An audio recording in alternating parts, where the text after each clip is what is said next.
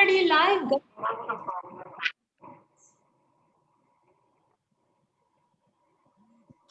Okay, we're live. Great. Thank you, John.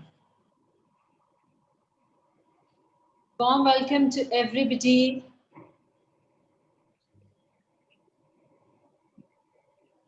Very warm welcome to everybody. This is our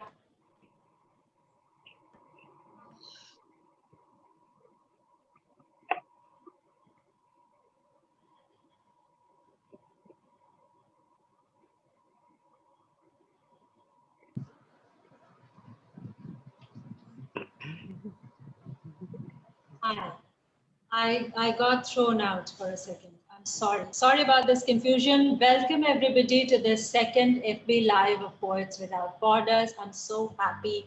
I'm so delighted to welcome you all here. Our theme this evening is actually COVID, which we've all been dealing with, and it has sent, our lives upside down. And the second one is feminism or gender issues. It could be about how COVID has affected us or otherwise. So quite a broad view of things there. And I'm very happy to welcome all of these esteemed poets. I will introduce each one of them briefly to you, dear friends, as we proceed. And I'm very happy to share that we have a few esteemed guests of honor today. Ma'am Claudia Piccinno from Italy, Ma'am Betty Liu from Italy as well. She originally is from the United States of America. Esteemed poet Erkut Tokman from Turkey, and Mircea Danduta, esteemed poet from Romania. I hope that he has joined.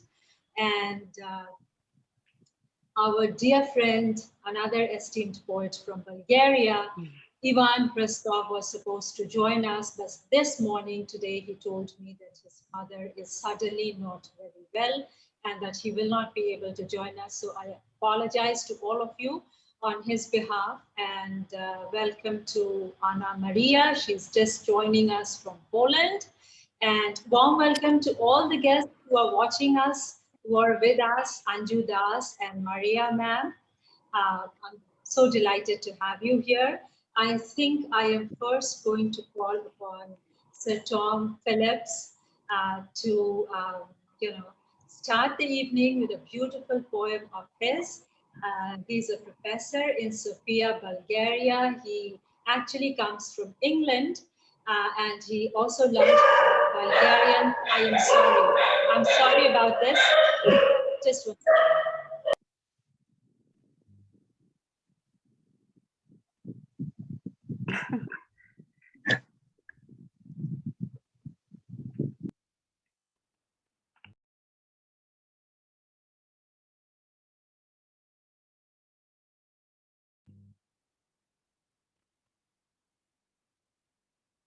I am so sorry about this.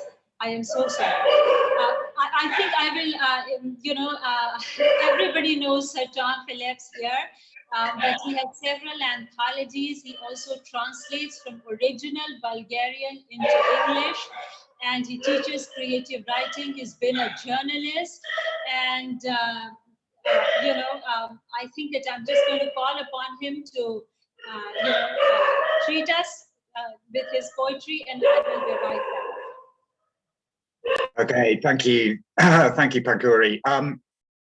Yes, yes, I have unmuted, that's good. I'm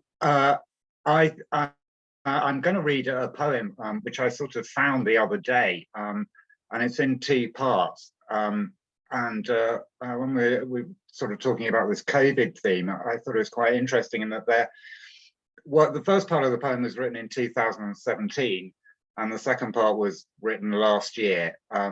So the poem is actually called Blue Pause, and a little date underneath 2017 and then 2020. So this is Blue Pause 1. The empty geography of a once crowded street resembles a gallery after it's closed. Who knows what's going to happen? I'm looking for signs. Silence embraces the world. Absolute illusion. The lights change, the traffic returns. It rushes by like ambulances loaded with pregnant women. And then another pause, a pause for thought, for breath. And on the opposite pavement, a boy strokes the face of his girl. They're holding hands in the shadow of the offices where they work and carry on, even when the skies open and the rain hits the windscreen of car after car. And then Blue Pause 2 also has a little subtitle, which is Buying Cigarettes on Rakovsky. Rakovsky is one of our local streets. It's indulgence, of course, to stand 1.5 meters behind this guy in a mask and buy things that aren't necessary. Almost empty trolley cars pass. An entire economic system rests on a hesitant smile through a window. We've been walking, glancing up at details not noticed before, those yellow shell-shaped balconies, blossom that does its best to assert its significance, a cat slinking into a yard. What was that low brick building? Who's crossing the road in long brown robes? Thank you very much. That was the two-part poem. Thank you to you. Very beautiful poem. What a wonderful poem to begin the evening with. I apologize for all the dog commotion, but what a lovely poem. Thanks. Now, I think I'm going to call upon Antje ma'am to take us forward. She is the face behind the Rucksack project, the Rucksack poetry, which is now coming with its World Refugee Day program. She's a wonderful poetess. I have just translated 2 of her poems. Actually, I'm translating Sir Tom's poems as well, and lots of poets here. I enjoy translating. I've also been translated. We are all big on translation. I think it works really as a bridge between cultures and languages. And Antje ma'am has several anthologies, but the poems, each one are, really beautiful. So that is the point that I was trying to make. Warm welcome to you, ma'am, and we are waiting to hear. Thank you very much, Pankhuri. Most welcome. And let me also share that she lives in Milan. She's originally from Germany, but right now she's vacationing in the countryside near Como Lake. I'm not going to reveal the exact location, but in a very idyllic, photogenic village where she's just enjoying the greenery and, the wildlife and whatnot, right? Yes, we are on holiday now, summer holiday in Europe, so it's hot and but the poem I wanted to read is about what maybe happened to all of us being here because we decided to go online during the lockdown, and for me it is a discovery and it's a new world, but it's also a world of danger because sometimes it's too much, this means of Facebook and internet meetings and so on. So maybe somebody can recognize himself in this. Third wave. Days like skyscrapers, one floor follows the other, repeating in a gray mirror of transparency. Time slippery like a fish in a river, finally caught with wrinkled fingers, staying inside the tragedy with a click, the only way out to find a faded form of happiness. I go nuts. I yowled like a crazy she-wolf just to avoid the silence of the fish bones left on the plate after dinner. One eye on Netflix, the other on Instagram, messages, chat, PM, DM. How bright the reticulate moon is shining through the mosquito net around my bed.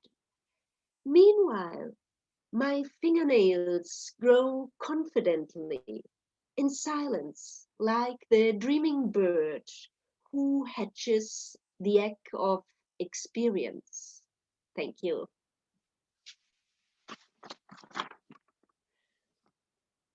Wonderful. What a beautiful poem. I totally identify with it. You know, it's exactly like this right now. We are all locked up, feels like in a prison, and it is the click that's the savior, right? And like you said, that yes, internet has its own dangers. You know, it can become an information overload. It can become so much more, and it is upon us to keep it a beautiful, nice place. So thank you for that poem, and thank you for that note of caveat, if I might say. Yeah. But anyways, the click is the savior.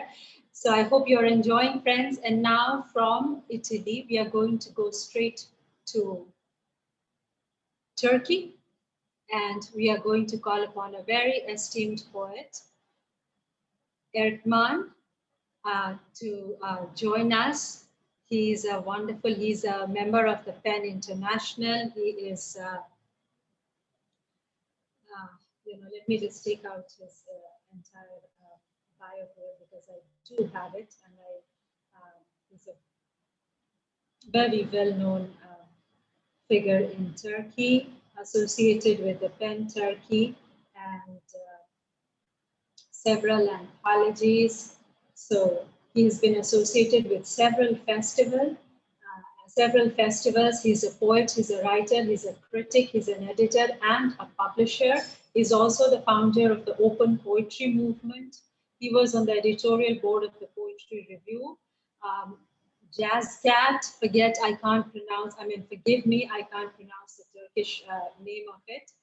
And, there's so much to say to introduce him, but I'm going to keep it short and, just say that I have also the honor of being translated by him. So very warm welcome to you, Sir Erkan Karakiraz. Did I say your last name right, sir?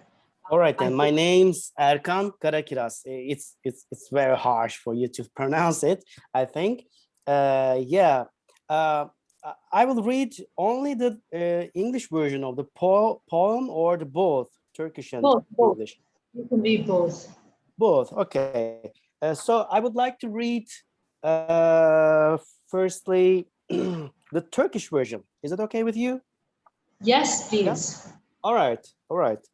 It's coming from my last poetry collection. It is called as See Also Erkan Karakiraz. This is the name of the book. All right, and the poem is called O Totoro. This is Japanese. The great forest spirit. It means the great forest spirit in Japanese. But the poem is in Turkish. Yes, I'm reading. Sokak çeşmesi, taze sağılmış süt, belediye çözümleri, tehlikeli ve yasak levhaları üstüme gelen. Gülüşümü, tozlarımı yitirdim. Her yer dost, her ben zor. Denedim. Bağlamından koparılmış dizeler duvarlarda. Her birinin başında birer kare. İçemem ben bu dizeleri. Zorlandım. Her seyahat tuzak. Ağaçlar dedim. Tozlarımı çözümledim, çatılarımı. İşte o çorbayı falan. Ne güzel çorbaydı o. Anlattım hepsini. Kuraktı vaham. Çölümde hırıltılı şelaleler ağlıyordu. Dedim, gülüşümü bulun bana. Her yer tuzaklı yakınlıklardan bakıyor dedim. Yitirdim. Kepkeskindi, sertti ve öyle hala. Zordu. Ne zordu tükürmek ağzımdaki sütü, annem bakarken gözünü dikmiş. Gülüşümü, tozlarımı. Başaramayan yırtıcı bir büyük orman ruhuyum. Adım yanlış telaffuzdan mürekkep tınısıyla yine de şırıltılı, yine de ışıltılı siyah. Rüzgarlar gönül kırıcı. İçmedim. İçemem. Yakınlar tuzak, her yer yaban ve yabanda tutunmak zor. Çok çarşamba perşembelerde onlar. Şimdi geriye dönüp baktığımda anlayabiliyorum bunu. Çarşambanın bütün vasatlığı sinmişti üzerlerine. Yalnızca dost olmak isteyen yerli yersiz vatandaş çözümleri. Ne ki bir türlü uzaktı. Seyahat ettim. Ağaçlarımı, çatılarımı, mahsur kalan kedilerimi, analı kızlı çorbasını, şakşukayı sönümlemek gerekti önce. Tutunmak zor. Yitirdim dedim. Bana her yer dedim. Bana her yer yaban dedim. Bana dedim. Yabanda. Zor. Amin. That's it. That was the Turkish version of the poem. Now I will read the English version for you. Okay. Yes, this is called O Totoro.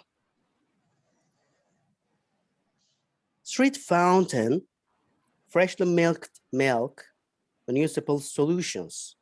These dangerous and prohibited signs are all coming over me. I lost my smile, my dust. Everywhere is friendly. Every me is hard. I tried. Verses out of context are all on the walls with a hash at the beginning of each. I can't drink these verses. I had difficulties. Every trapple is a trap. Trees, I said. I analyzed my dust, my roofs, that soup and something. What a wonderful soup it was. I told them all. The arid oasis was weeping, murmuring waterfalls in my desert. I told them to find my smile. Everywhere looks through trapped closeness, I said. I lost. It was sharp, it was harsh, and it still is.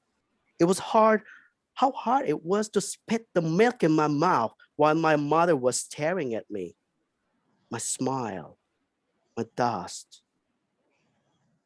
I am a predatory great forest spirit that fails. My name, with its wrong mispronounced existence, is yet rippling, yet shimmery black.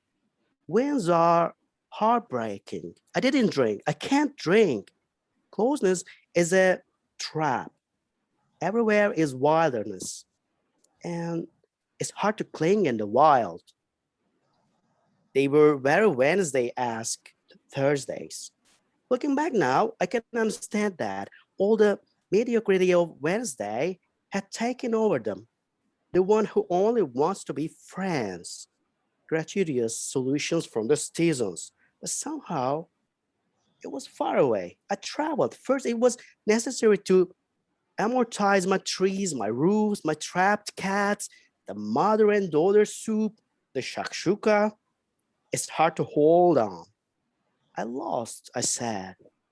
Every place is, I said. Every place is wild to me, I said. To me, I said. In the wild, it's so hard. Amen. Wow. Wonderful. Yeah, thank Beautiful. you. It was a beautiful poem, read very beautifully. Thank you. But this is again a poem that demands close reading, right? Which is a compliment. It's a huge compliment. And I mean, so many images there, so many things there. Beautiful.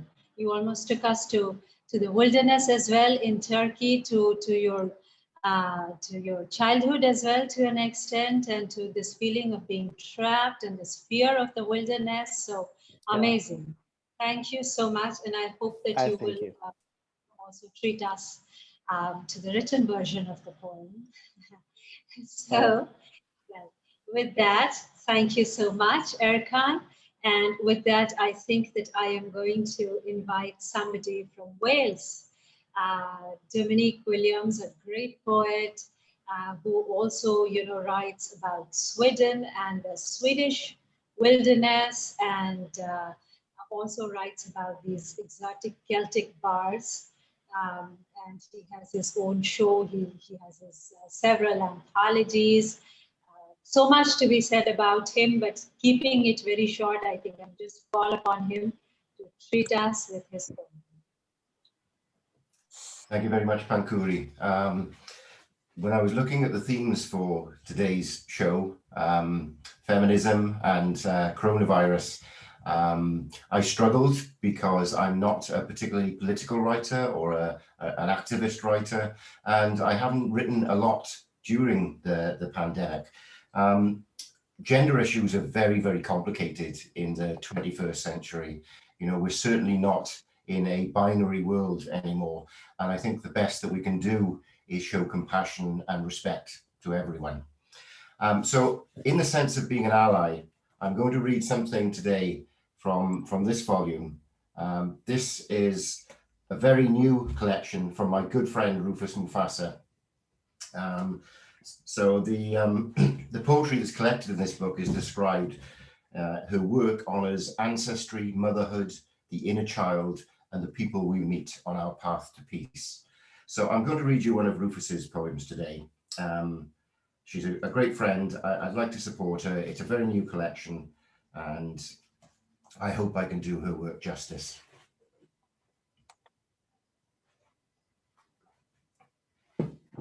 This is called Battle Rapper in the Boardroom. 1. She says my words are black. She likes to keep things white.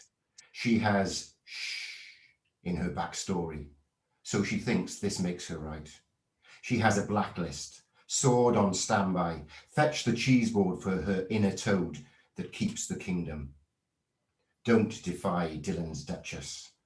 I'm the trapped trauma of my tribe, second-class stamp this SOS. Allowed in her courtyard if offering up ribs. I make arrows from refrain with ink caps that can't forgive. 2. This week, I learned critique from masters that don't leave feedback sheets. I seek CPD on the daily, and my home needs me, whitewash operation thriving, but I'm a blagger without blinkers. Literary activism happens with refrain, and tears carry keys if you taste them. 3. They cut her throat. Her tongue wasn't enough. They rationed her ink, blacklist spilled guts. They tarnished her skill. They soiled her song. Didn't need money, just like sourcing souls. And hers has a blue egg placed there by a witch. When magpies spy shine, the crows congregate. Dogs know she sees them. Cash Coolidge schooled, dysfunctional prenups, but she speaks and seeks truth. 4. Radical clique bypassing gatekeepers, take our communities back to campfires. You are obstructing my view of the universe. 1 foot on the pavement, pen ready. Cliche can't predict the weather, but you can't control it either. So let the spirits dance in this strangled prose of a hybrid. Rufus Mufasa, thank you very much. Diolch yn fawr.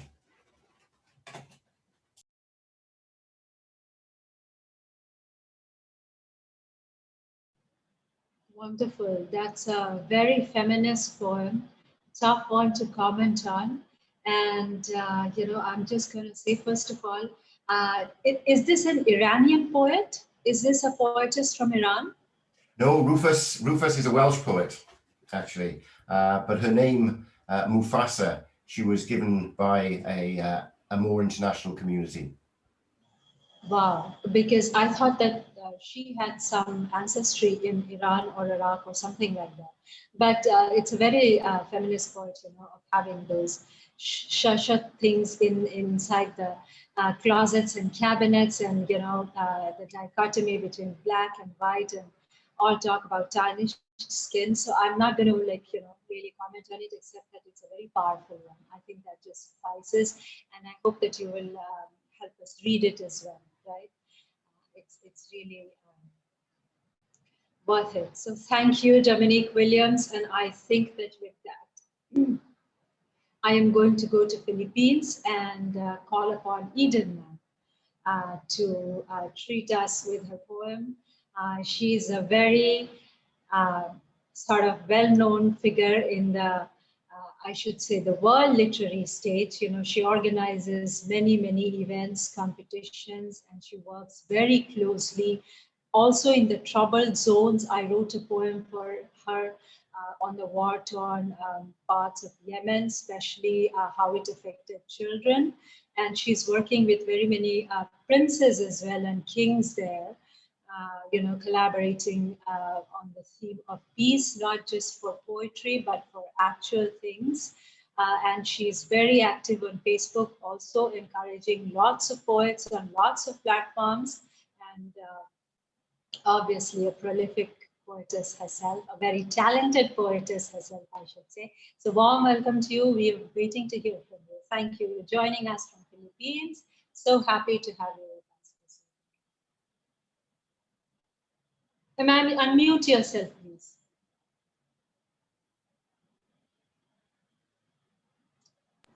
Thank you so much, dear poet Pankhuri. As I said earlier, this is my first time, and I'm thankful that you invited me here. Yeah, and you know, when COVID start to enter Philippines, I'm from Philippines. I was in Manila, the capital city of Philippines. I was doing some work there, and I was locked down actually for almost 8 months because our country was very strict and they don't allow movements. So that I stayed alone for 9 months in a room, in a condo in Manila. Every day it's like that COVID and the lockdown really put me so much strain.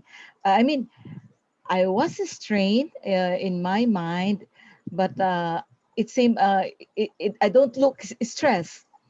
But one of my friends, who's also a poet, always calls me and texts me and asks how I'm doing because he knows that I am alone in Manila and my family is away from me. He's like a brother to me. And one day, I wrote a poem. The title is Taking the Journey Like. Actually, I dedicate this poem to this brother of mine. I would like to read this poem for everyone. Taking the Journey Like. In the soaring, majestic mountains of life, black death lurking in hidden canyons, valleys and plains kept us on long holidays, longer than expected. Regretful, still we stayed inside our cell. You came to enshroud me during the twilight of this century. Every day in the 6th hour, you appeared before me and asked, "How's my best friend?" Verily said unto me, "I want to see you bloom like the alpine of the Alps." There were moments my sparkless eyes would glisten, and you made it twinkle like the million stars in the dark heaven. There were nights that bubbling brooks trespassed from my tired eyes, while you whirled and cuddled me with your grins and jokes. You've been there for me, so many miles away and yet so near, as you wave the bunch of violets and tulips enliven every moment. Each It's time to celebrate, my dear friend, he said. Moods change as you sat beside me, keeping one's eyes on our monitors while you nudge me to listen to your favorite songs. How are you, my friend? It's now my turn to ring the bell. Whether we celebrate on these holidays in our season, taking the journey like swallows and avian, or live for this moment and pray that God grant us a boon. Thank you. Thank you very much. Absolutely beautiful. You know what? There were moments and there are moments when my sparkless eyes just glitters and glistens, right? And this is, I think, one of those moments. I think it's just so great being connected here with such friends as you and such poets as you. I mean, beautiful. How are you, my friend? Asked nicely. And how has this whole lockdown, we are still in lockdown actually, there's still amazing reports, it goes away, then it comes back. So it's very hard, but we have to hold on. You have to hold on, and you have to do such online things, and we have to, keep faith that God will grant us that beautiful, glistening morning, right? So thank you so much, ma'am. It's just amazing. Really honored.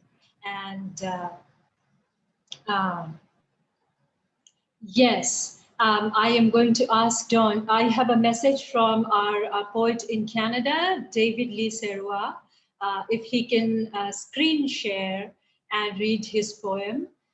So Don, if you want to answer that, please.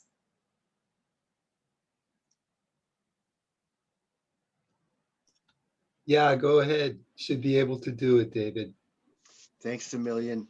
I wasn't trying to step up in the line. I was just hoping the permissions were on. Okay. Well, thanks for having me. And actually, I don't see the permissions there. Just try. You don't have it yet. No, I don't have. Find that. I'm just going to quickly introduce him in very few words. A very gifted poet. He's been published all over this world, including in some very prestigious journals in which I am still waiting to be published. So warm welcome to you again. Yes, and right, absolutely. I think the screen share should be working for you now, or no? No, it's okay. I can always come back later. Yeah. But you can always we can see him and hear him. I can. Yeah. Yeah, David, right. go ahead and try it one more time. Try your microphone. If I think that trying the microphone, if you're not, speaking very loud. I think I see the option here.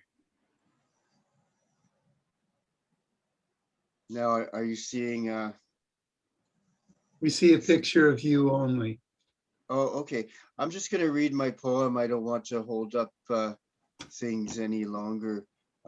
So this is from a book of philosophical love poems, which are all a celebration of the wisdom of women. My guru also is a woman, and of course the woman who inspired this book. This is called Impromptu Constellations.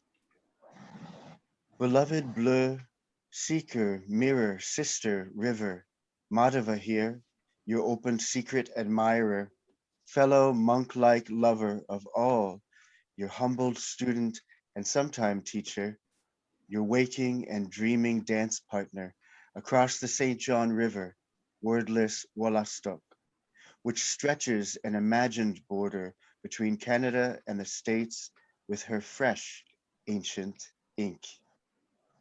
She carries a light green iron crown, cross-hatched beams and weathered sky, bridge that bonds both sides of one persistent river. She is a young deity, content to wear her cracked ice coat, dressed in late December black and white, as if the tallest birch on earth laid its whole length down. These twin towns are practical dreamers, as you are, solitude's daughter. Your wise, wide, mystic twilight eyes witness what unfolds in the circle of now, where all clocks lost their hands. I lost my screen, of course. Fumbling through reality, my apologies. Oh, oh my Lord. Meanwhile, my cat is sitting on my computer typing accidentally.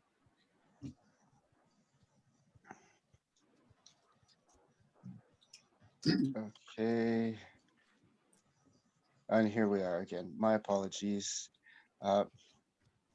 These twin towns are practical, and it left again. Oh my Lord. I can just read a very short poem because I'm taking too much time. I want to honor everyone else. This is a brief poem. It's a meditation on meditation from my book of philosophical love poems called Blue Lotus Sutra. So this poem is called Still. It was in the Bombay Review and has also disappeared. Okay, Still. The dead can do it. From them I learn to be still and quiet. Still, my thoughts are loud. Still, I murmur in images. Still, there are minuscule movements I cannot control when I sit still. Gentle tremble of hands, eyes, lips, and the mind's blizzard of pointed letters. In a not quite forgotten full lotus pose ritual, I begin to fill my body with an expanding soul, steeped in the spirit of the whole universe's blue lotus. One turning. Of course, it has disappeared again. All right. Night unfolds the contours of her charcoal velvet blanket, and I sense my red magnetic spirit drawn toward you more than beforehand. Another movement I cannot control. My emptied hands reach for the circle of light you wear around your dancer's figure across the border river. Echoes of your evening teachings, lightning on my inner night's horizon. Electric charges surge through your form, flicker in your liberated laughter, and gentle maple sugar tones to flash truths before my heart's eye. In the beginning was the Word, and the Word is with you still. Thank you so much. Wonderful. The first poem, which was on the beauty of the twin towns, across the border, is a very, very beautiful poem. I could only catch a few words from it, it was very beautiful, but I have a request, instead of turning on your microphone, you even turned off your video. So we could not even lip read you. Do you know what I mean? But it was a very, and I really can relate to it, and I really wanted to hear it because I lived in one of such towns, across the American side of the falls, the Niagara Falls, and I really know what you mean by the tranquility of it. So you will have to share that poem with us later. And thank you. It's a beautiful one, and I got some lines. The second one was also a very powerful one, and yes, my thoughts are loud, and beautiful meditation on meditation. So thank you so much, dear sir, David Leo Sirois. Thank you. I'll put the Bombay Review link in the chat. Yes. And now I think that one of our esteemed guests, who is in between hopping trains, it seems, in Romania, is messaging me on WhatsApp to call upon him. So I'm going to call upon Mircea Dalduta. If he's here, then I will do an introduction for him. He is a wonderful poet, a translator. I mean, it's amazing how much he can translate, just like our dear brother, James Tian. Is he here? Mircea, can you hear me? I don't think he's here, Pankhuri. Okay, great. Thank you so much, Dominic. I truly appreciate, because I got his message, but I didn't see him either. So I think that before I call upon another of our guests of honor, I am going to go to Italy before that, and going to call upon Anna Maria ma'am, very dear to us, and very popular in Italy, very respected poet. She's a apologies and a feminist, and she's going to treat us to a very feminist poem. So ma'am, over to you, please. Hi everybody, I'm going to read you Dr. Hill People's Touch and later Mimina. Dr. Hill people's touch. Months and years, rapes and stains, patient eyes, scratched cheeks, broken noses, torn clothes. Too many hands squeezed our blood. Too many feet crushed us to death. Our wrath surged like a wave. Our anger makes us very relentless. The best flowers stopped blooming so much. Horror was deeply rooted in our hearts. Sorrow took deep roots in our scars. Doctor, heal people's touch. Covered with mud, buried with down. We learn to hurt, we learn to hurt. We need to move in the pale sunshine. We want to dance at night in the soft moonlight. We know we can sing all together. Our dance and love song will make us proud. And then,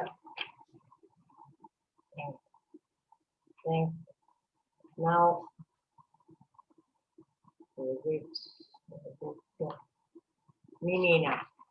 Mimina, Cameroon. 20 wives, soon I was seen. If your boss is not taken, you'll be killed. To Italy, I fled and fled. My friends, 50 euros in my hand. My heart stolen more than once. My body shaken in shrieking dance. I went to the east, I went to the west. Everywhere I found rest. Everywhere I got the sack. My hands all into black. Sweet success struck me by courage. Next, I met love and marriage. At last, life is not in its courage. Thanks for your attention. Thanks a lot. Thank you so much. Life is not a miscarriage, and may we all move into clearer, beautiful sunshine, right? It's a beautiful, beautiful life that we have here, and may life persevere, may it win over all kinds and all threats of death, right? Your other poem as well, Doctor, Heal People's Touch. It's going to come true, this wish of yours, you know. So let's have faith. Thank you for these two very beautiful poems. I love this line in it. My heart has been stolen more than once, right? And it's so beautiful. It can happen. But anyway, well, of course, it refers to rape. Yeah, it's instinctive to trust, and may that instinct remain, you know, may this world remain a beautiful place. So with that and half prayer in that poem, it's very beautiful reading, ma'am. Thank you so much. We are honored to have you here. And before I go back to Italy and call upon our guest of honor, I am quickly going to call upon somebody from my homeland, which is India. And he's an editor of a journal which is becoming very, very popular. And he recently published his May anthology, his May issue of the journal. And we have with us, he's also a principal in a college in Kerala. We have with us Mr. Shajil Anthru. Warm welcome to you, sir. Can you hear me? Yes. Yes. I think you can also hear me, right? Yes, I can. Very clearly. Thank you for that. And please treat us to your poem. Thank you all, and greetings to everyone who is here. True, it is COVID-19 pandemic has disrupted our normal life. But I must admit that if COVID-19 pandemic and lockdown was not there, sometimes I would never have brought out our magazine Literature Redefining World. Last year, on 2020 August, we started the first edition, and I'm happy that right now I am with eminent poets and writers all over the globe. But even the normal activities were disrupted. Even we faced many challenges from various quarters during this pandemic. The world is facing a same problem of injustice. So I think this is the time to speak about love. So my poem is Let It Be About Love. When every fowl comes there to choose his mate, when every dreams come closer to the fulfillment, when every man stand against injustice, when every man starts loving his enemies, prisons become open, boundaries fade, beheaded heads become history, beheading, hatred, and wrath. No one died, no one sees his life, no one goes from us, no one misses the memory of universe.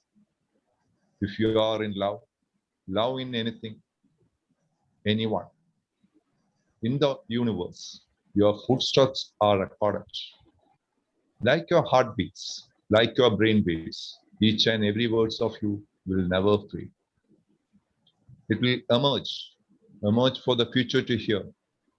And let it be about love, not hatred. Let it be about love, not hatred. Thank you once again. Thank you once again for this opportunity. Thank you to you for that very beautiful poem calling upon human beings to love each other. What a beautiful call and what a beautiful underlining of that positive emotion. So thank you, sir, for joining us. Honored to have you. And now I'm going to call upon our guest of honor, Madam Claudia Piccinno. She's joining us from Italy. And before she's going to, say just a few words about this evening and Poets Without Borders, and then treat us to her poem. I'm just going to very briefly introduce her. She is a school teacher and she has 36 anthologies published to her credit. And she is, she's a very, sort of popular literary figure in this world. She has just won a very prestigious award in an ongoing literary festival in India, organized by Sir Professor Jarnail S. Anand. I was also in that festival last evening, a very beautiful one. So congratulations for that. And she also herself organizes several things, competitions. She's also a judge in these competitions. So let me not say too much. And just extending a very, very warm welcome to you. It's an honor to have you with us, madam. Please, over to you.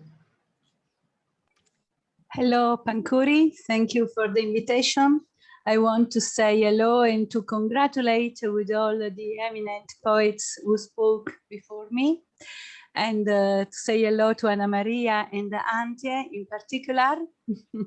And it's a real pleasure to be here with you. I just want to tell you that during the first lockdown in Italy, I was so sad, so worried, and I worked a lot. I translated at night 3 books of friends from English in the Italian language. I translated Maya Herman Sekulic, a Serbian great poetess. I translated Raid Alishi from Saudi Arabia, and I did an anthology with a Turkish poet, putting in connection Turkish and Italian poets with the English language vehicular, because I translated from English into Italian, and Mesut Senol translated from English into Turkish.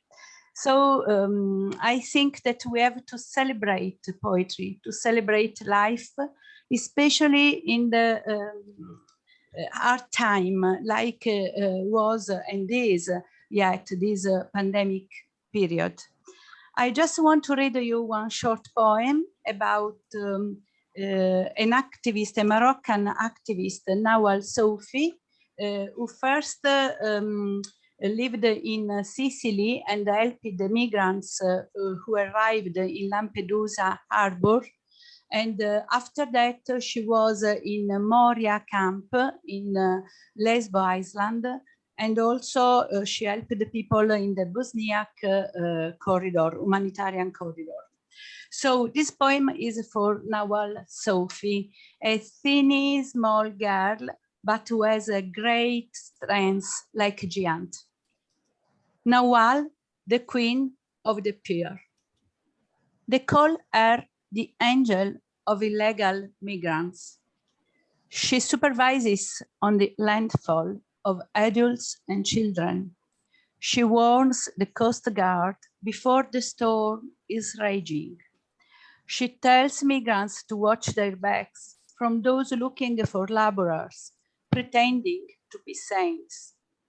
Nawal is thin and beautiful among all her sisters. The night helmsmen are afraid of her, and a very grievous competence.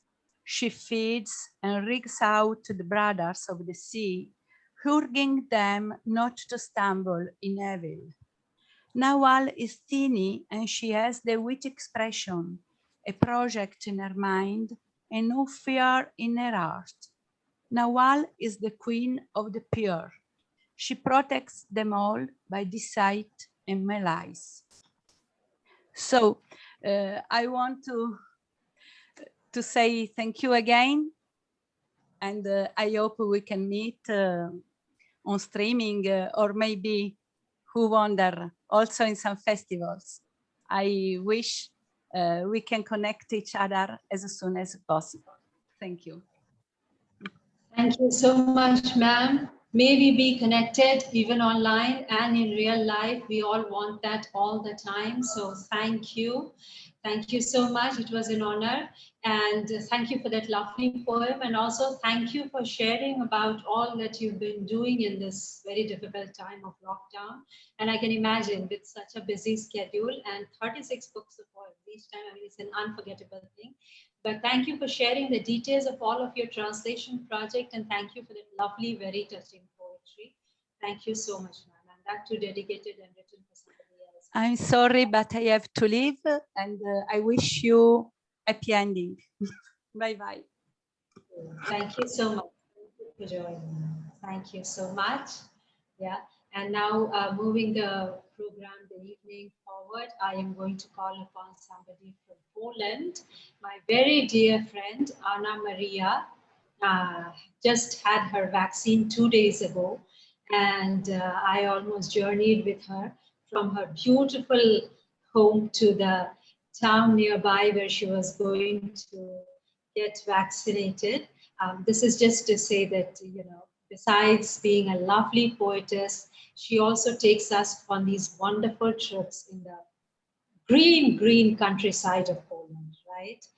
With all the grass and everything, the grass flowering. So welcome to you, Anna Maria. And let me say that she's not just a poetess of a wonderful kind, but also a translator and an editor of the very prestigious Archer magazine, published from Bangladesh, published by Dr. Masood Uzzaman, right? So warm welcome to you, Anna. Thank you for inviting me again. And I have a poem on COVID here. The enemy. I live as if it weren't there, wiping the pandemic thoughts from my mind. The pandemic experienced by the world entire. I hide in the retreat at my own home. In seclusion, far from the hustle and crowds, I am lucky, I think to myself. I live like a savage. That's better, that's safer. But I know peace in my place. Silence after storm. Somewhere else, the war is raging. The human's enemy, however, is not other human being. That's a disease. Unequal is the battle. It separates families. It denies the beloved ones the right to get united, changing people into hermits, leaving you short of breath and strength, and those seemingly healthy lose their sanity, not once, frantic with grief. How long will it last? Hope is the last to die, they say. I want to believe that. Should I read it in Polish?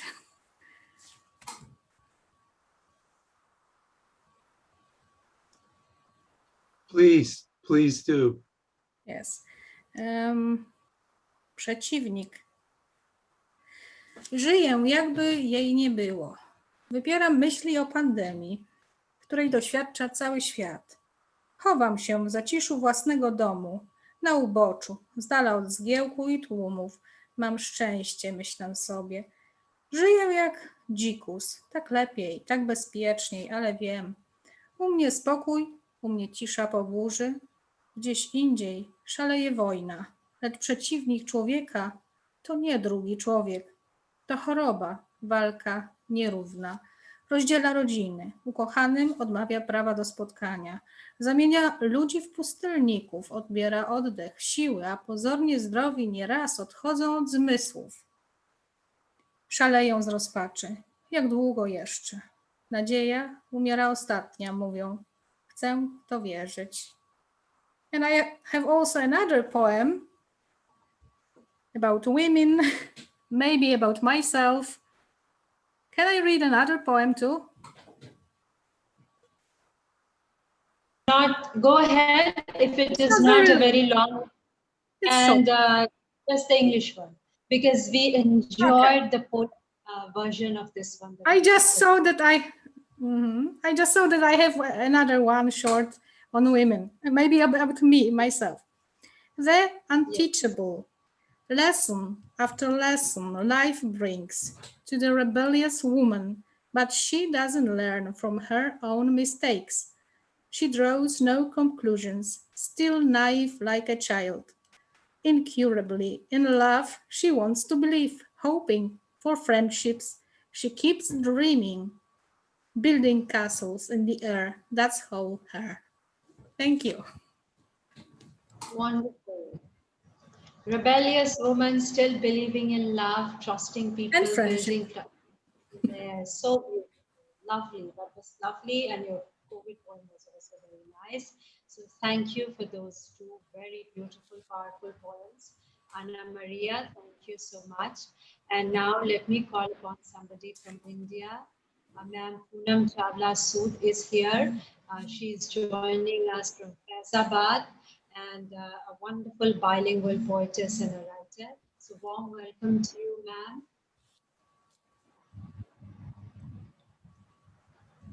You're unmute. I mean, you're muted. You need to unmute yourself. Yeah. Good evening, everyone. My poem on feminism is Myths and Facts. Since my childhood, my brain has been a graffiti of images extracted from myths, fairy tales, and ancient fables. My abstract mind loved to fantasize, often borrowed Prince Charming.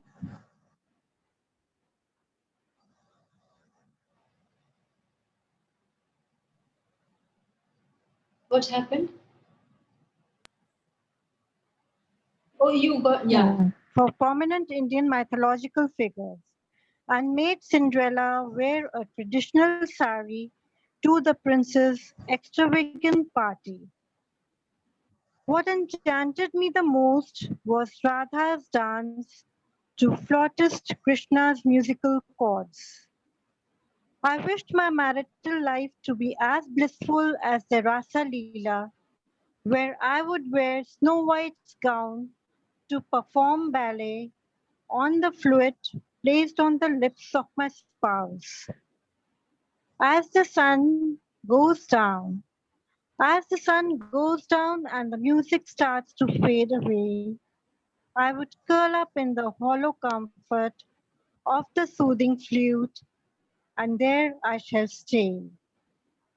The myth goes, when Radha abandons her body, Krishna breaks his flute. The myth goes, when Radha abandons her body, Krishna breaks his flute.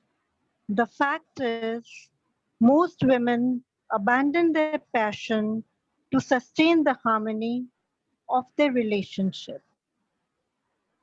Thank you. I have another poem on COVID, but I think there are too many people, so I would read it next time. Thank you so much, Pankhuri, and thank you so much, all the guests. Thank you to you, Poonam Di. You know what? I don't think there are too many people, but maybe we can come back to you again later for the second poem, COVID, on COVID. But I was just going to say that, Yes. you know, that was a very beautiful poem. I've read it. It was published in the Aspiring Writers magazine, right? And I love what you say. That's typical Indian feminist outlook at what has happened and what's happening. That women have to sacrifice, that women have to make it work, that women have to make all the compromises, right? I think Anna Maria is going to agree with me, right, Anna? And I think that the women from many parts of this world would agree that all the sacrifices come in the courtyard of the women. Having said this, it's a very complicated thing. Okay, so I don't want to start a debate here, except that I really liked it. I agree with it. It's a beautiful thing, a beautiful statement to make poetry. I think that poetry is a very powerful medium because you can make amazing statements in poetry. So that was a very beautiful one. And we will come back to you, ma'am. Thank you so much. And no, we don't have too many poets. I mean, we want to hear all. Yes, but it's nice to come back to you because, that way it's even nicer. So let me now call upon our guest of honor from Turkey. We have an esteemed poet with us today. He's a member of the Turkish Pen International, and he has 5 anthologies published. He's also an actor, a director, and where is he? I hope that he's here. Yes. Yeah, I'm Sir here. Erkut. Hello, everybody. Do you hear me? Hello, and yes, we can. But before I hand it over to you, I also want to add this to your introduction, that you are actually associated with this organization that works with writing in prison, right? And you and both Erkan, I think, are actively involved with the Kurdish poet in prison, Ilhan Sami Komak. I think that I had heard his name, and yesterday I had the opportunity to read some of his poems, and the first one that I read was about this prison without the sunlight. And I could relate with it immediately because that's the first thing that hurts. And then I was thinking, oh my goodness, he has been in there for 26 years, just imagine. So, so you are working with such causes and with such people as well. You have translated him, you were reviewing his poetry as well. You're a literary critic and a very gifted, talented poet yourself.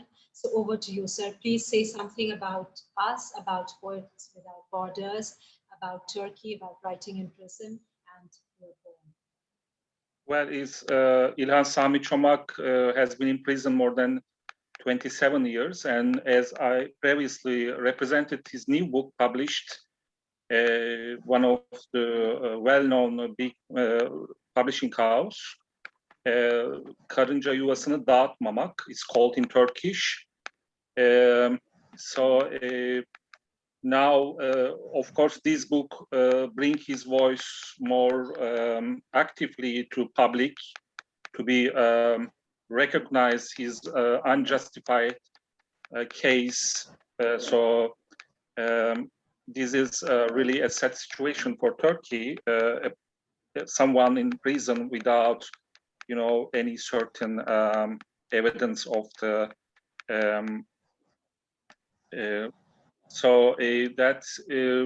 I think that's all I could now say. But he has a webpage, so everybody who's interested in knowing his poetry, he can check the website, and then he can know more about his case and what is he's accused for, and the other things. He can have you can have all the details on his webpage. So İlhan Sami Çomak, maybe we can later on write his name clearly, so you'll find a lot of information on website. His website on the normally generally in web.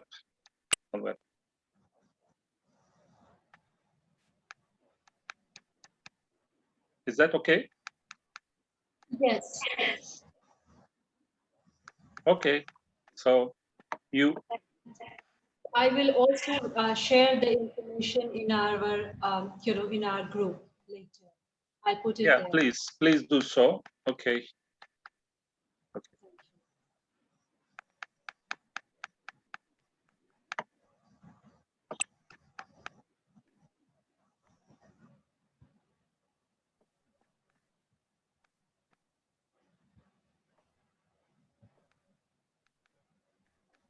Erkut? Yes. So, yeah. Well, I'm going to read a poem. Yes, and also say something about how you liked our poems so far, if you wish to. Pardon, can you repeat? Okay, we have a signal problem as well. I was just asking you to, comment on a few poems that you heard this evening. Mm-hmm. So am I going to read in Turkish and English together or just in English? Both. Okay, then start with Turkish version then. Yes. There is this poem from my third book here, so I will read from the book, original book, Aramızda Eski Bir Masal, from Yasak Meyve Publishing House. So first I read in Turkish. Sahi biz böyle nereye? Dünyaya nereden gidilir? Belki batıdan, belki doğudan, belki de Anadolu'dan. Dünyaya sahi nereden gidilir? Belki senden, belki benden, belki de bir yalnızlıktan. Dünyaya şimdi nasıl gidilir? Belki İstanbul'dan bir vapurla ya da Londra'dan bir uçakla. Belki de Mars'tan inilir. Sahi siz dünyaya nereden böyle? Siz dünyaya nasıl böyle alıştınız? Sahi sizin nasıl böyle dünyaya katılışınız? Biraz sevgi, biraz yalan, biraz kötülük, talan, biraz da sebepsiz nefret, kıskançlık falan. İnsanlık tef gibi çalan. Böyle midir dünyaya gelişiniz? Hep biraz eksik. Sahi sizi biz böyle nasıl sevdik? Sahi şimdi dünyadan nasıl gidilir? Bir aşktan sonra mı yoksa bir ayrılıktan sonra mı gidilir? Gidilir mi bir yaşamdan sonra bir ölüme? Sahi biz böyle nereye? Sevgisiz de mi her şey sevilir? En son ne zaman ben bu dünyada yaşadım? Kanlar içinde bir çocuğun kalbine varmadan, Kadeş'ten beri, sahi en son ne zaman korktum ben böyle dünyadan?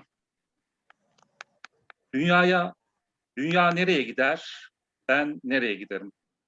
Sahi ben nereye giderim her gece?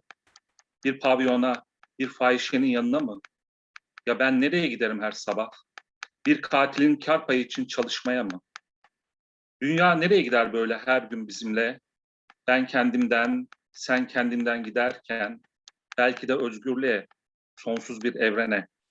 Sahi biz böyle nereye? This is thank you very much Turkish version, but I hope my voice is hearable enough. Yes, absolutely.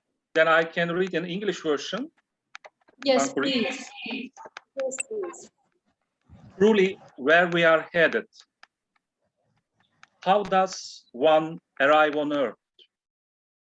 Maybe from the east, maybe from the west, maybe from Anatolia. Truly, how does one arrive on Earth? Perhaps through you, perhaps through me, perhaps through loneliness. How does one arrive on Earth now? Maybe on a boat from Istanbul, or a plane from London, or a spaceship from Mars. Truly, from where you have come down to Earth, how did you so get used to the Earth? Truly, the way you participate in the world. A little love, a few lies, a little development, plunder, needless hate, jealousy, etc., making a mockery of humanity. Is that how you came to Earth? Always a little lacking of yourself? Truly, how could we love you so? Truly, how does one leave the Earth now, following the footsteps of love?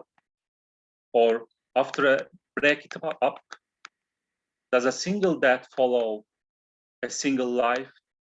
Truly, where are we headed? Devoid of love, can one love it all? When was the last time I lived upon this earth?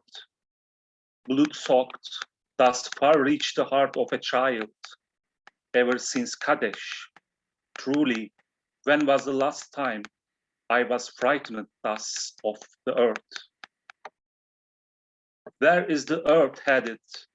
Where am I headed? Truly, where do I go every night? To join a prostitute at a nightclub? And where do I go each morning? To work for the profit margin of a killer? Where does the earth go each day by our side? As I live off myself and you yourself, beyond, perhaps for freedom and infinite sky. Truly, where are we headed all? Thank you so much.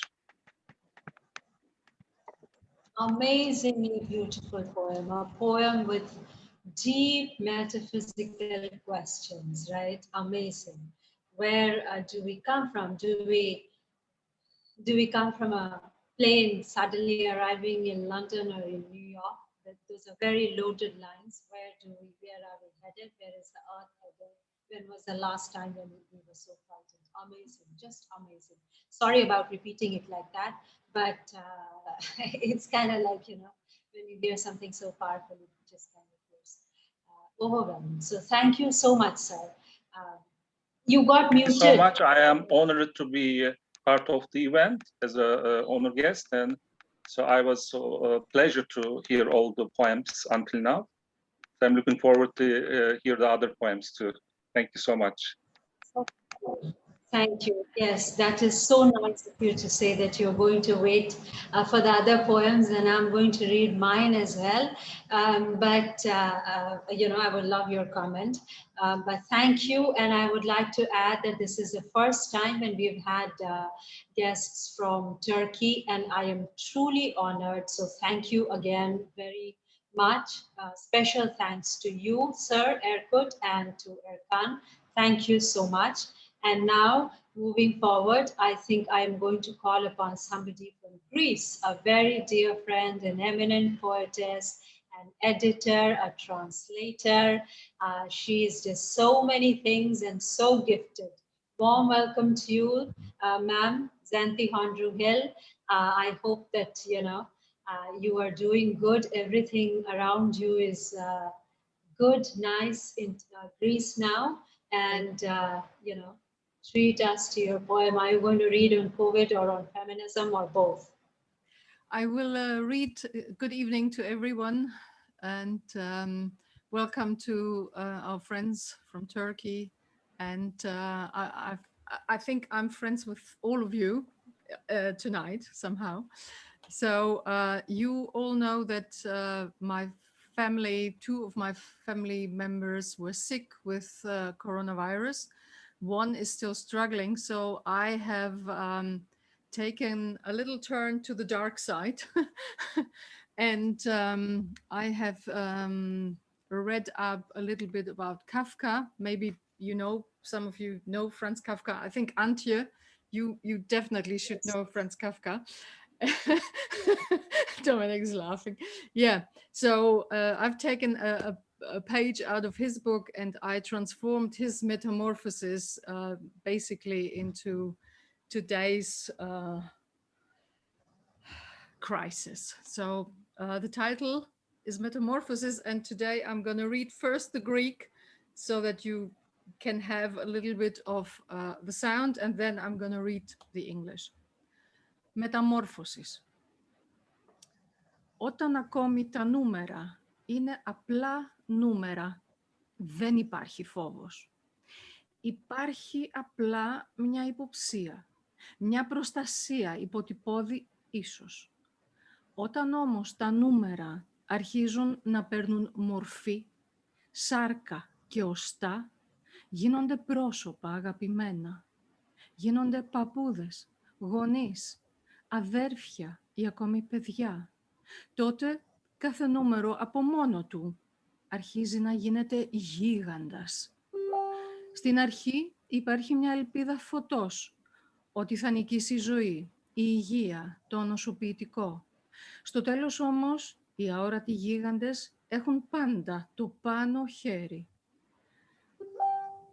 που είναι ένα αόρατο σπαθί.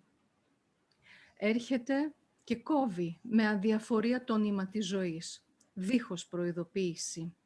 Αν και φημολογείται ότι υπάρχει μια μικρή, ένα καμπανάκι που χτυπά μόνο στο εσωτερικό των ανθρώπων. Άλλοι το λένε υποκείμενο νόσημα. Άλλοι το λένε απροσεξία και άλλοι πάλι κρύβονται πίσω από αυτό που ονόμασαν προσωπική ευθύνη, γιατί οι ίδιοι δεν ήθελαν να αναλάβουν το χρέος τους, το πολιτικό, για τους ανθρώπους που υποσχέθηκαν να προστατεύσουν. Γι' αυτό οι αόρατοι γίγαντες μεταμορφώνονται σε σταυρούς, σιγά σιγά, μα σταθερά, ένας μεγάλος αριθμός από τα νούμερα θα γίνουν σταυροί. Κάθε σταυρός θα έχει τη δική του αόρατη συνοδεία από γίγαντες, πρόσωπα, αγαπημένα, σύντροφοι ζωής, μάνες, γλυκές, αδέρφια, μεγαλωμένα με τρυφερότητα από αδερφές και γέλια ή ακόμη παιδιά, σπλάχνα με όνειρα αξόδευτα. That is the Greek version. Thank you for your patience. And now the English. Metamorphosis. When the numbers were still numbers, there was no fear. There was just a suspicion, a precaution perhaps, an understated one. But when the numbers began to take shape, to become flesh and blood, to become beloved faces, to become brothers and sisters or children, then each number alone began to transform, to become a giant. In the beginning, there was a hope, a light, that life will win, health will take over, immune system will turn on. But in the end, the invisible giants always have the upper hand, like fates, which come with an invisible sword to cut the thread of life with indifference, like an evil, unknown fourth power, without any warning.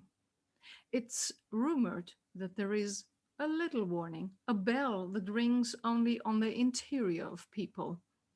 Some call it underlying disease, others call it carelessness, and still others hide behind what they call personal responsibility because they themselves did not want to take on their responsibility, the political one, for public health, for their people's well-being.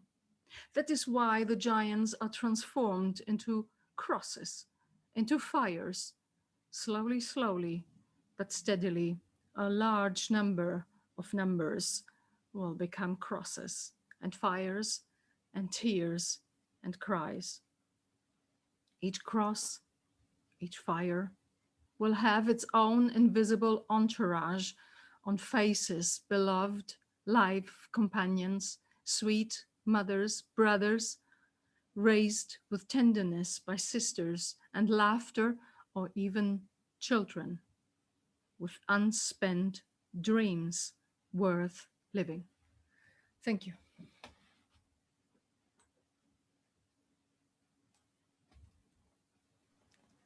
Thank you so much. How to comment on somebody so great as Franz Kafka, right? It's just amazing. So thank you for reading that. Kafka is a legendary writer. We all know that such a moving passage and read so beautifully. Thank you so much. And it's amazing how all the words and how all the phrases resonate with today's times, right? So thank you so very much. Thank you. I am kind of, out of words to an extent. So I think that I am going to call, before I call upon our guest of honor, Ma'am Betty Lu from Italy, I am going to call somebody from India. She's here with us. It's an honor and privilege to have Johanna Ma'am with us. I hope that she's here. And, she's an amazing poetess. She just won an award a while ago in the,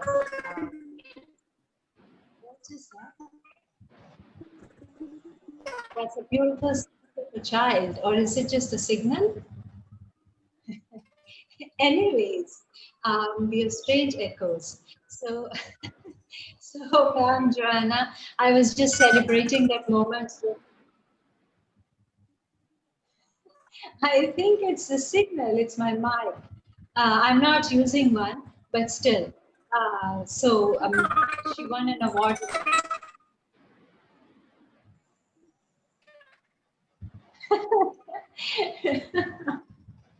I just found a Capital Foundation, contest, and she has her first anthology out in 2014. But several poems around, and some of them are just very deep, powerful poems that everybody should read. And she's also a committed social worker. She's a therapist to an extent, a counselor, and she's from Switzerland, and she was here in India. So amazing, right? So I mean, and whenever I am in trouble, I just call her. So thank you for all of that. And please treat us to your poem, ma'am. We are so honored to have you with us.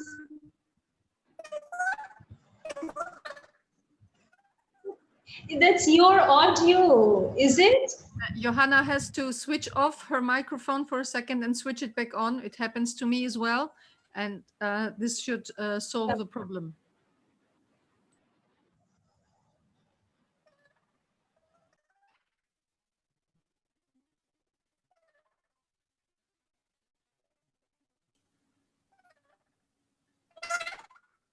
Johanna, unplug and plug it in again. Just unplug it from where it's coming and plug it in again. It will help the situation. Don't be discouraged. You can do it. You can do it. Unplug and plug in.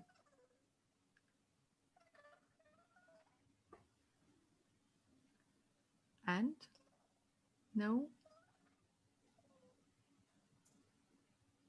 Oh.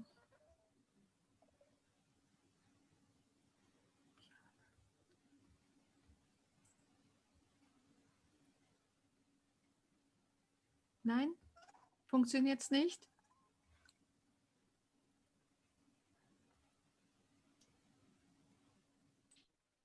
Ma'am, do you think you could get some help? And by that time, you fix your audio and I will call upon somebody else.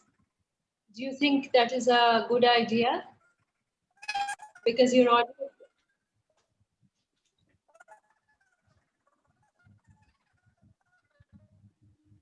I think that's a nice idea. Can you hear me, ma'am?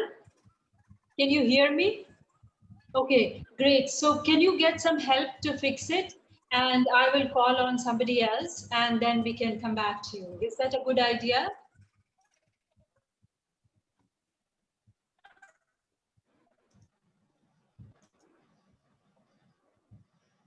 Yes, let's do that. So why don't I call upon Ma'am Betty Gilmore from Italy. She's joining us from Italy, but she's from the United States, a very gifted poet. I just Thank heard you. her poem on Palestine. It was very Oh. swaying. So warm welcome to you. Thank you for joining us. Oh, great. You read the poem on Palestine. I'm glad. Thank you. Thank you for, I feel honored myself to be a guest of honor. My poem is more about, it's influenced by COVID, but I want to give a shout out to, in Los Angeles years ago, I attended the feminist studio workshop at a place called the Women's Building. And it was where they gave me the empowerment and where I studied poetry and I started to write it seriously, and how they helped me believe in myself. I don't believe they're there anymore. It's a place called the Women's Building, and we studied feminism and we studied arts and graphics. And the head is still, she's a professor that I would like to thank Sheila LeBrant and the LA Poets, just in case. My poem is called The Madonna of Madmen. And I'd like to say that I'm active in a lot of issues, but sometimes to back away, I have to look at things with a sense of humor. It's the only way to face. The Madonna of Madmen. I stand calmly at the bus stop, smoking a cigarette, or sit on the subway, vaguely reflecting on exactly how to get where I am going. But there are some people who won't keep their distance, no matter how hard I try. They move up close without warning and tell stories I try to ignore about men who turn into wolves after sunset and spaceships that land in the park. Zombies and Spider-Men stuck in their methamphetamine TV brains when all the bright screens have gone dark. But instead of get the hell away from me, I say, oh yes, I understand.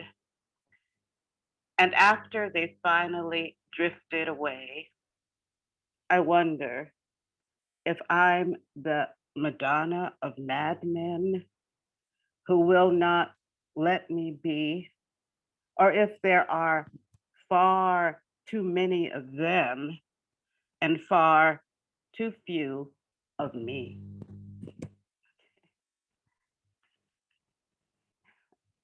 Thank you. Wonderful.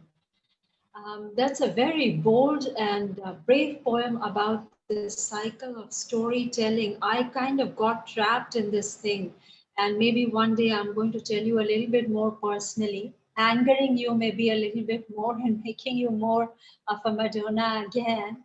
Yes, there's actually it is based on personal experiences, really, yeah. Really. So I would like to hear yours because you have so many interesting things to say. Thank you very much. Yes, thank you, ma'am. That was an amazing poem, very enlightening, very moving, and very powerful. Thank you so much, ma'am. Honored to have you with us, and hope you will join us for more of these events. Hope you will stay with us. Honored. Hope to spend more time with you. And, me too. Yes. No, because so I remember the prison project, and I haven't done much, but I hope we get the prison project we were talking about. I still have, I want to participate. Yes. I messaged Antje ma'am at midnight saying, if you're going to the prison, take me along with you.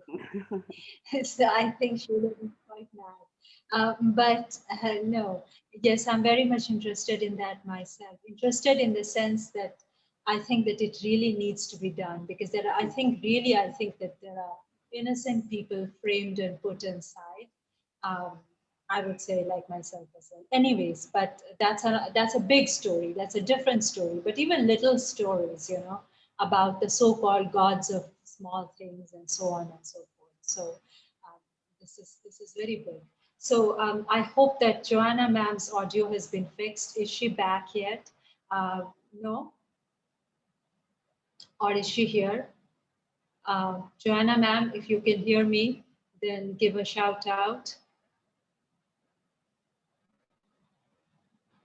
Okay, we will call upon somebody from Israel. We already read something about Franz Kafka and we should have gone straight to Israel. But instead I came back to India because, you know, Franz Kafka is very popular here as well. There are so many situations where read him like why. So I think that we're going to Israel now, and we are going to call upon Isaac Cohen, who's just won a first prize in a poetry contest in Italy, where I also have the honor of winning. I am going to add that as well. And Isaac Cohen is a very sensitive poet, a very bold and brave poet, and he's a wonderful translator as well. So over to you, Isaac. It's up to you. Are you going to read on the twin themes of COVID and feminism, or just one? Are you going to read in Hebrew? I insist you also read something in Hebrew for us, because we had Franz Kafka reading.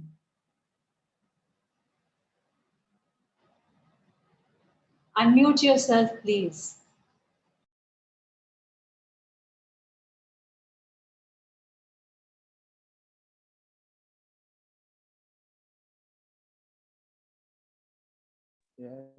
Yes. Friends, Pankhuri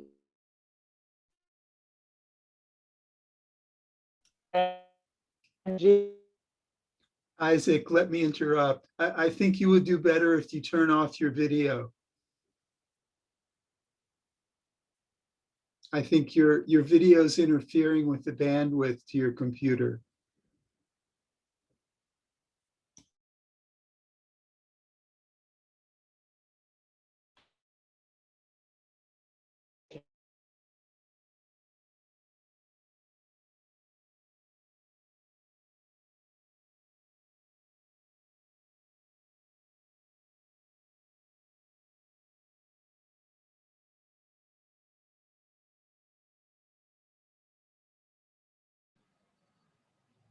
Isaac, can you hear me?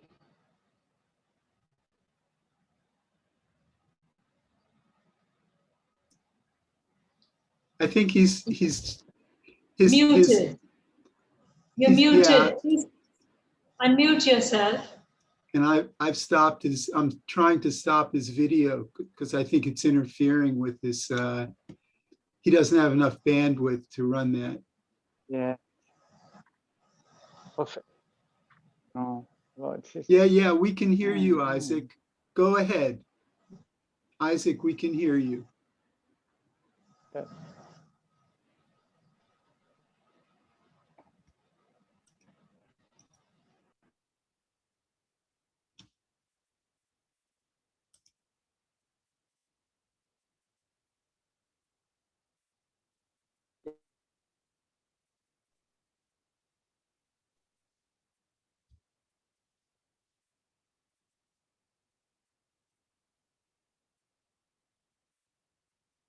למעלה 75 שנים עכשיו, גיל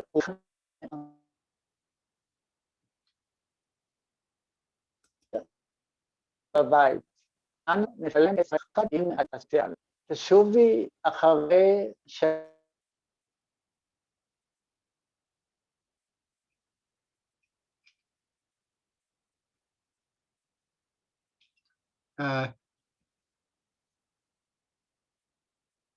He doesn't have enough bandwidth even for the audio. Right. Isaac, if you can hear me, maybe you want to change your place, just move the phone, just walk around and we'll come back to you. Johanna ma'am, I don't know if she could manage some help and if she could get back, or what happened. Okay, so we are going to stay in the southern part of my beautiful country, which can be obviously very much more beautiful than it is today. So we all keep doing these nature poems, but nothing happens. But anyways, he's from around the Vizag area, Vishakhapatnam, a very beautiful beach town, and writes in Telugu as well as English.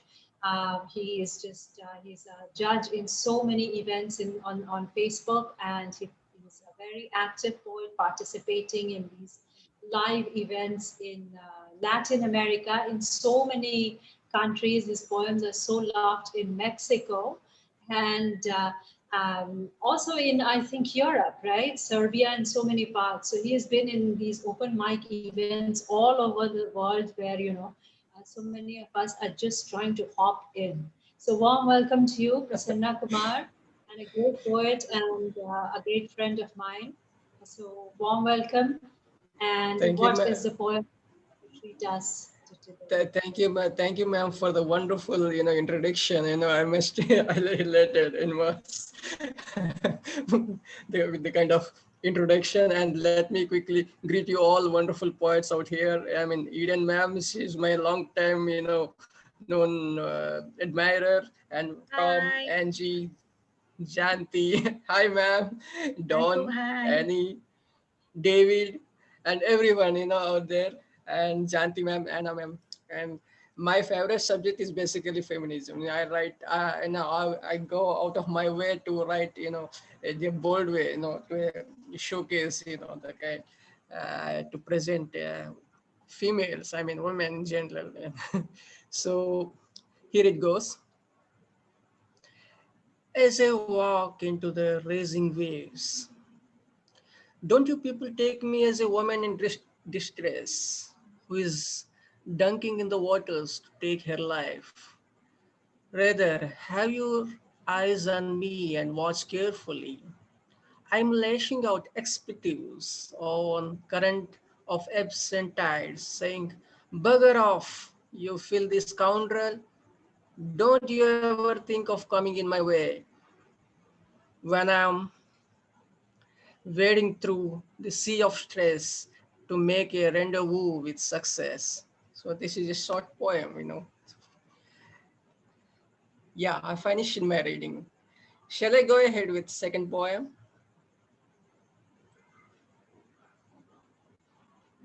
Am I allowed, ma'am? Yes, please, please. It's not about being allowed, but you read a short poem. You're welcome to read one more. Thank you, ma'am. And the title of poem is The Twist. The twist in the tale made everyone gasp with no heaving as they watched the scene unfolding. Story taken a leap into the future, making it more intriguing, where the roles have seemed to be reversing. Man is often messy with begging, and woman is being in the authority of ruling, but with a marked difference in functioning. The society heard no screams of quelling. The uniformity is reigning and everybody is rejoicing. The world is blooming with no tears dripping, a new order beckoning with women in position of governing. So this is basically about women empowerment. Hope you all like it. Thank you, man. Thank you for giving me the opportunity to be with you all. Thank you, Pankhuri, ma'am. Thank you, sir, to you. Thank you. We were honored to listen to those two powerful poems. And indeed, it is very nice to speak for the other gender, the other sex, and very powerful way of putting things, including the women drowning and including, there's so many women drowning in hopelessness as well. And thank you.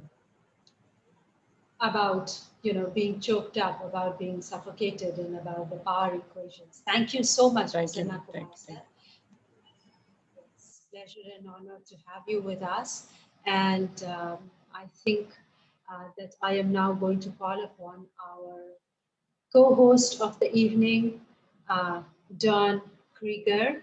And let me say by way of introducing him that he's a scientist, which I completely forgot to mention the other day. And I don't, I have been an art student all my life. So when you say that you're a research scientist who studies electricity and the movement and the impact of it on human brain, do you mean the electricity as in the one that is lighting our bulbs and tube lights, that electricity, or some other electricity? Because when I think of that, I also, I think of very severe situations as well, right? I mean, we all know that electricity is used in treatments and so many other things. So just tell us a little bit about that as well before, reading your beautiful poems. It's about the electricity in the brain. The brain works by electricity. So we measure the electricity that the brain itself produces and try to understand what that's about. So let me go ahead and read my piece, which really is a separate thing. I'm going to read you a few fragments from a longer piece called "The Long Con, Be Fruitful," for my nameless sisters. And I'll number the pieces as I go to separate them. You can see the separations on the page, but obviously we can't hear. The long con, be fruitful, for my nameless sisters. She climbed down the curb and wandered into traffic. I parked crosswise to block the road. She toddled to the other side, up the sidewalk, turned in with me behind like a herding dog. The screen door was locked, the house filled for Shabbos dinner, kids and arguing men in black. A pregnant woman came to the door, let her in with a quiet thank you, locked the door behind her. I saw them again yesterday, 2 in a stroller, 4 more walking behind. They all had baby dolls cradled in their arms. 2. She had my love and her twin sons, their lives filled with learning and prayer, each with a working wife and 12 sons of his own. I recited the prayers with them, 1,000 men close around me, women in a mezzanine at the back, the great shul at 770, the world's home for their brand. When we said the Aleinu, they all spit on the floor and on each other in the crush. Disgust for the golden calf, to cleanse that ancient taint, because their Rebbe had spit 40 years before. These days with the bug, how many will bear death home to those open wombs? After we sat all together at dinner, I asked if the women spit too. I asked out of disgust and for the children. No one answered, and I never saw her again. 3. In 1900, Joseph was a tanner with a baby daughter, a cigar maker in 1910, 2 infant daughters, 2 infant sons, the daughter gone, the mother too. I found 10 death certificates, dates and addresses, causes, 8 babies and the mother, all tuberculosis. The 10th was Joseph. He cut his own throat, like they did in those days. 4. She was alone, not so old as me, a ring and a wig. She looked longing into my face as we passed on the summer sidewalk. I felt that hollow, Lear before, but not so harsh, not so eloquent. Too many Sabbaths, too many births.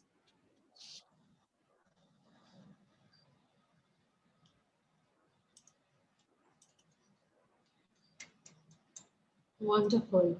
Thank you. Thank you for those poems. Very powerful images, moving poems, you know, very many of them, and beautiful ones, all of them, with so many lovely lines, right? So thank you so much, Dawn. And I think Johanna ma'am is here, and I hope that she has fixed her audio. So ma'am, can you hear me, Johanna?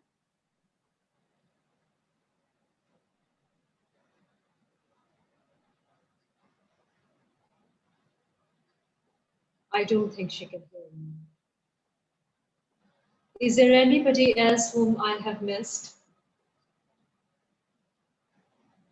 Johanna ma'am, can you hear me? No. In that case, I am the only one who is left to read.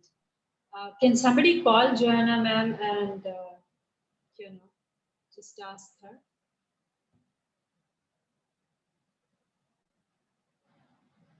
Or should I go ahead and read a little longish poem?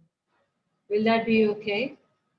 So this is actually a poem about a lot of things. I kind of just want to say something, you know, it's about food politics, it's about hunger, it's about immigration, most of all. And immigration and migration, you all must have heard that, okay, Isaac Cohen has come back. Do you want to read again, Isaac?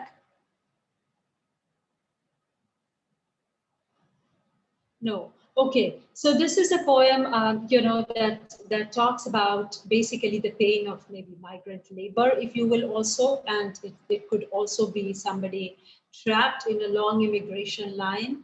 But it's not just about that. It's about you know, not a thing.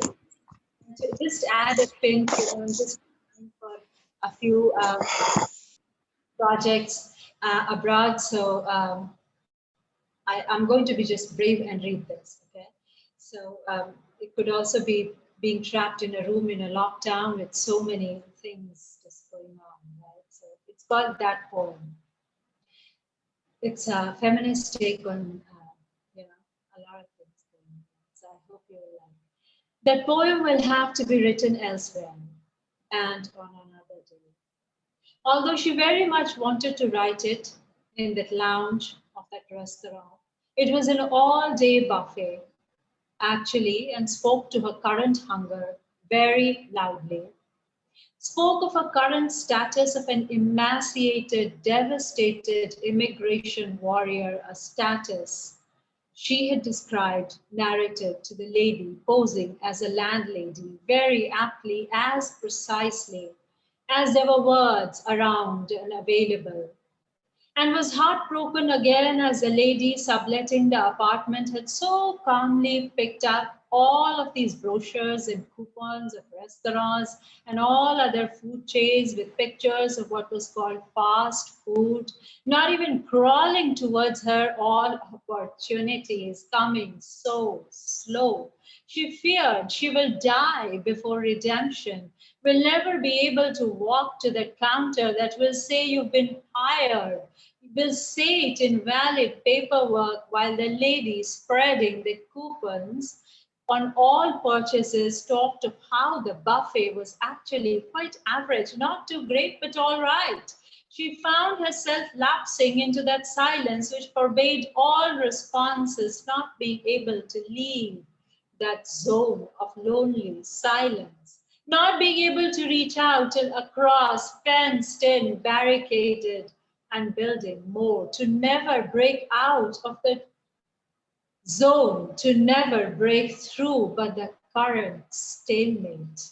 The current stalemate had simply to do with some sort of a negotiation. No, not even negotiation, no big deal, simple talk over chore, sharing, little dusting, little collected dust, gigantic grievances over specks of dust not being addressed, left to accumulate with a viewpoint, dogmatic, heavy-handed, with a viewpoint that took all its handles from the top and believed in cutting off the supply lines, believed in pulling the rug from under someone's feet, believed in making them fall, falter, spoke bad army language, and for sure got its reinforcements from many powerful places, offices of culture.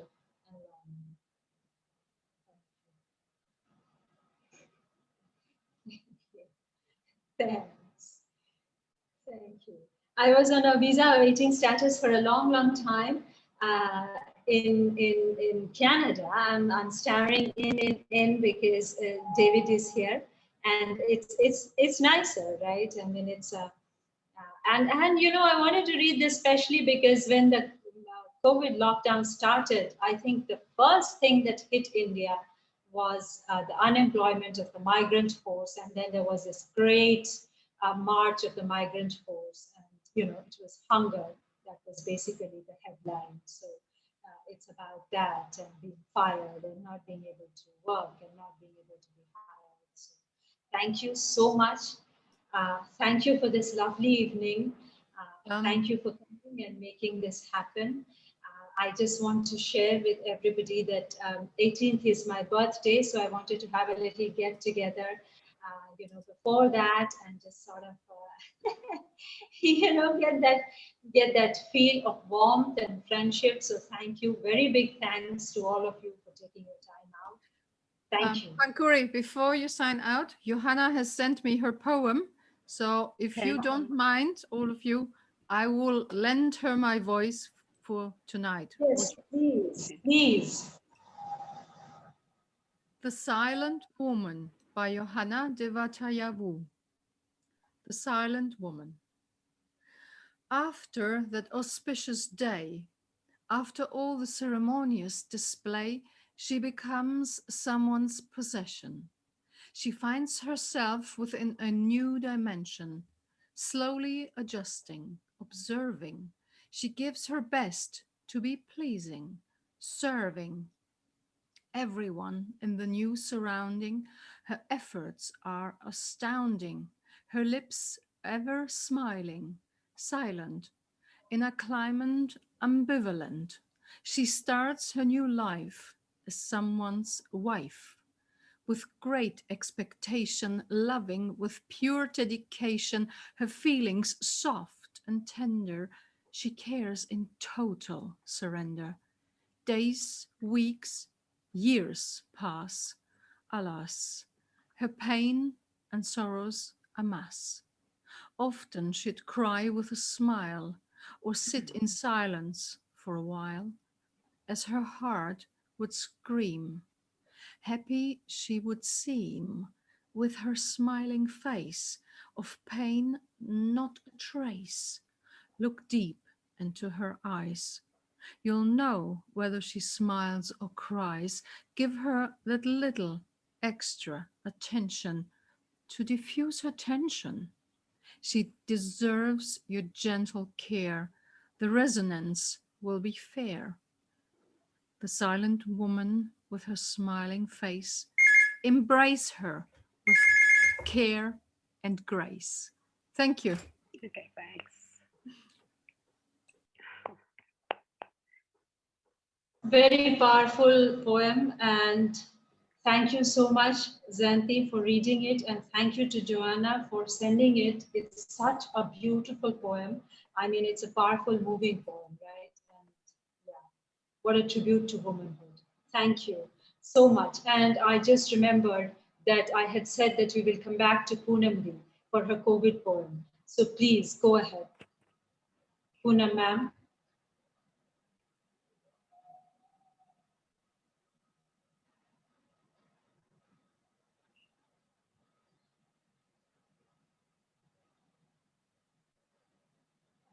During my childhood, Ah, my favorite bedtime story my mother read out to me was the story of a king and his 3 daughters.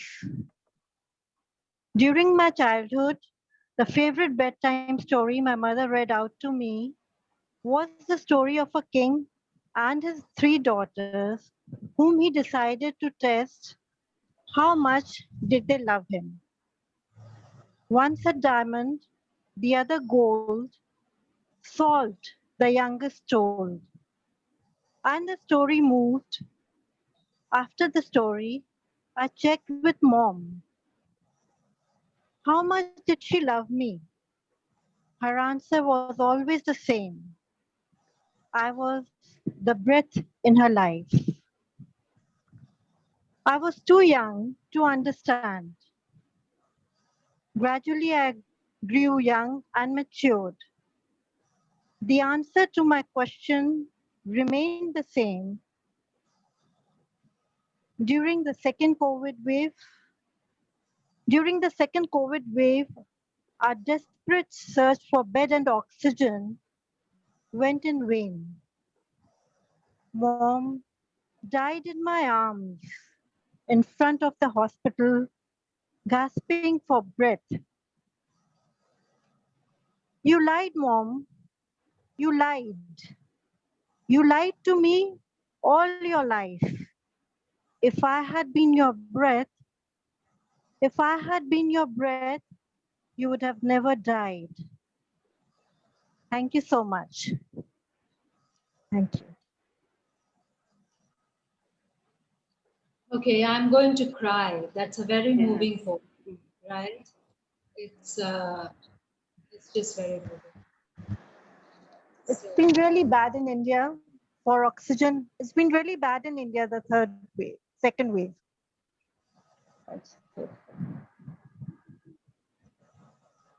Right. This is what love is. This is what life is. This is what breath is. Yeah. It's so touching. Yes. Thank you. So let's just end with a prayer that may this planet Earth heal fast, may it breathe, and may it let all human beings breathe, and may India get out of this, right? And may there be no third wave. So, and may the world be a safe place for everyone to grow to live dream. So, thank you so much, dear poets, dear esteemed poets. Big thank you to you. Ma'am. Yes. I think Isaac is with us. He's raising his finger, He's raising his hand. Okay. Isaac.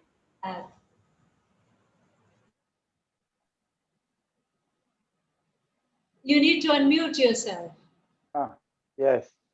Okay. Yes. Thank you, Pankhuri. Now I read in English, and I hope the Zoom is not correct. Isaac Cohen, hero.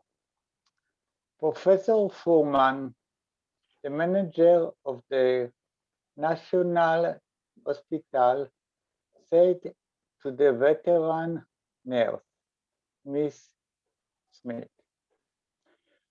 "You are 65 years old now.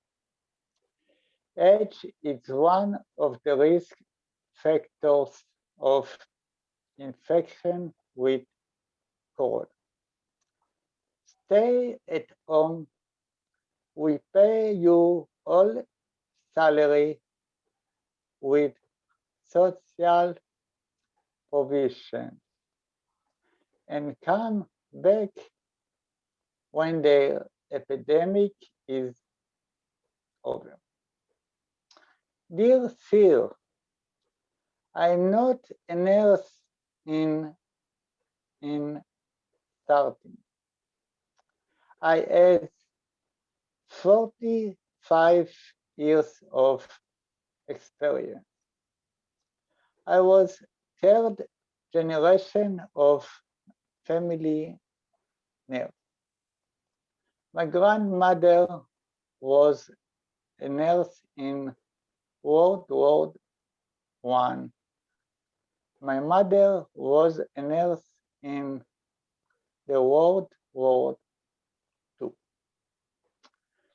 I started to work as a nurse in 1985. After I finished learning academic nurse in the University of Virginia. I have always taken care of patients nights and days. I was care with dedicated the patient. I don't running away now.